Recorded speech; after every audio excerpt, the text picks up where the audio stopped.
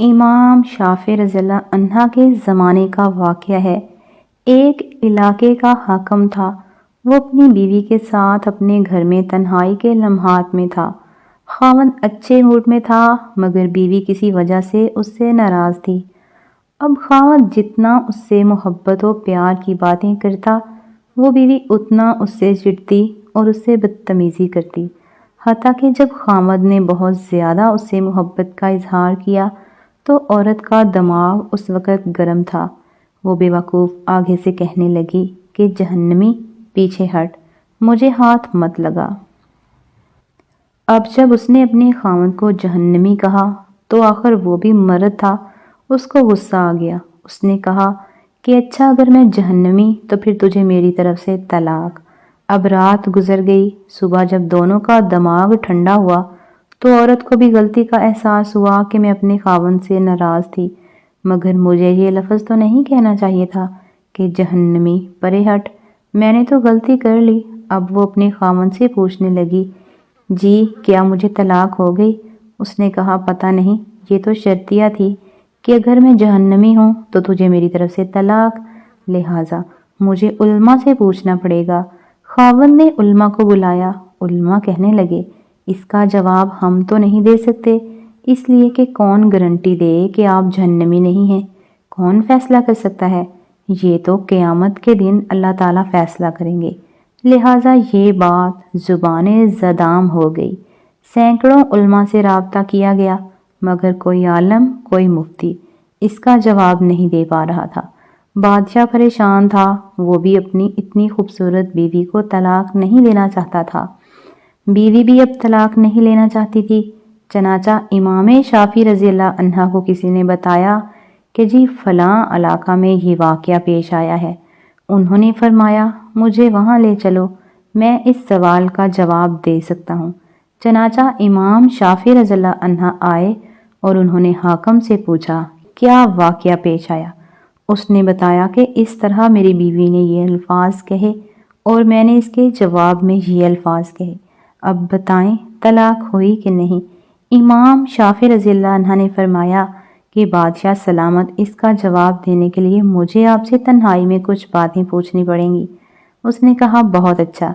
چنانچہ امام شافعی رضی اللہ عنہ نے اسے کہا بادشاہ سلامت، مجھے زندگی کا کوئی ایسا واقعہ بتائیں کہ جس میں آپ گناہ کرنے کا موقع رکھتے ہوں، گناہ کرنا آپ کے لیے آسان ہو مگر اللہ رب العزت کے ڈر کی وجہ سے آپ نے اپنے آپ کو بچایا ہو، کوئی واقعہ ایسا سنائیں۔ بادشاہ سوچتا رہا، کہنے لگا ہاں ایک دفعہ میری زندگی میں یہ واقعہ پیش آیا۔ کیسے پیش آیا؟ کہنے لگا ایک دفعہ جلدی میں اپنے دفتر کے کام سے فارغ ہو کر اپنے بیڈ روم میں چلا گیا۔ جیسے ہی میں داخل ہوا میں نے دیکھا کہ محل میں کام کرنے والی لڑکی میرے کمرے میں چیزوں کو سنوار رہی تھی، بستر کو ٹھیک کر رہی تھی۔ جب میری اس کے چہرے پر نظر پڑی تو لڑکی حسن و جمال میں بہت پیاری تھی۔ چنانچہ میں نے دروازے کو لاک کر دیا، بند کر دیا۔ جب میں لاک لگا کر آگے بڑھا تو لڑکی سمجھ گئی کہ میری نیت خراب ہے۔ وہ نیک تھی، پاک دامن تھی، تو میری طرف دیکھ کر اس نے کہا اے بادشاہ اللہ سے ڈر۔ جیسے ہی اس نے یہ لفظ کہا اللہ سے ڈر، میرے دل میں ڈر آ گیا اور میں نے تالا کھول دیا اور لڑکی سے کہا چلے جاؤ۔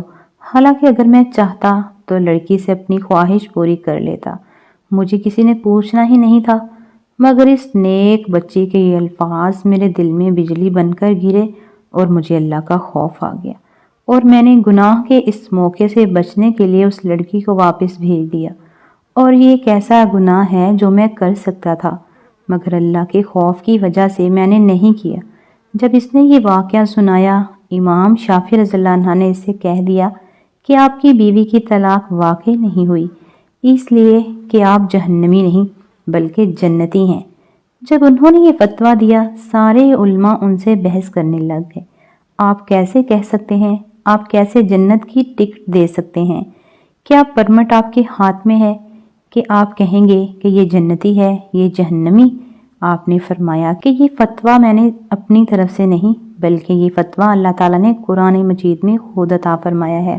جی قرآن مجید میں کیسے؟ انہوں نے کہا کہ قرآن مجید کی آیت وَمَا مَنْ خَافَ مَقَامَ رَبَّهُ ترجمہ: اور جو شخص اپنے رب کے سامنے کھڑا ہونے سے ڈرا، وَنَّہِی النَّفْسِ عَنِ الْہَوَىٰ، اور اس نے اپنے نفس کو خواہشات میں پڑنے سے بچا لیا، فَانَا الْجَنَّةَ ہِیَ الْمَأْوَىٰ، بس اس کا ٹھکانہ جنت ہوگا۔